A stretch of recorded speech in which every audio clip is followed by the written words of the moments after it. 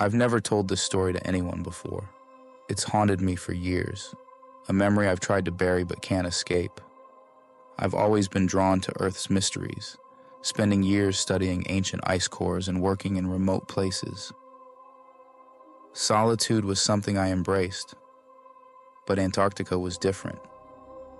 The silence there was endless, pressing, as if the darkness itself were alive. I'd been stationed at an outpost for 6 months in one of the most desolate regions of the continent, where night stretched forever. I was accustomed to the freezing cold, to the icy grip of the air that never let go. But on the night it happened, something felt wrong. The temperature was strangely warm, a subtle heat pressing against my skin even through my insulated gear. And yet, ice particles seemed to fall from the sky like snow, shimmering as they drifted down, melting the second they touched the ground.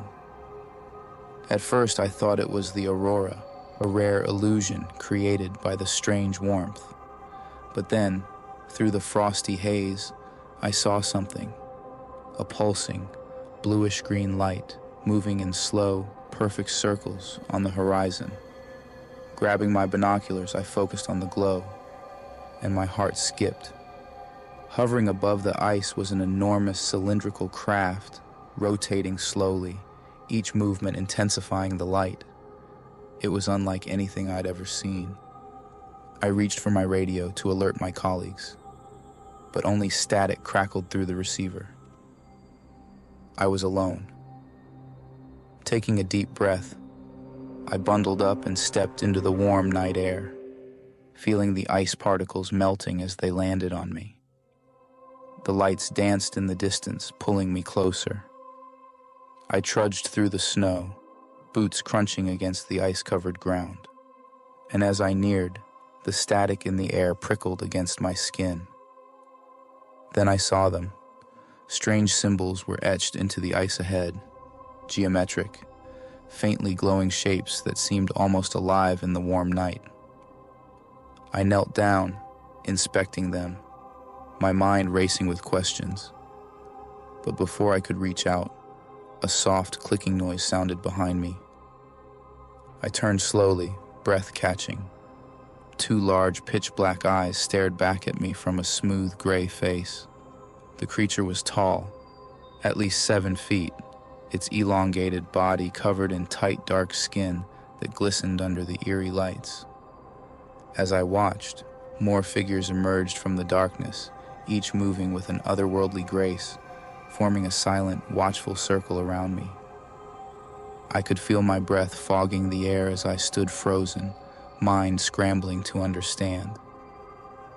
The creature's expressions were unreadable, but an intelligence gleamed in their eyes that felt unnervingly human. One of them stepped forward, its long, thin hand reaching toward my forehead.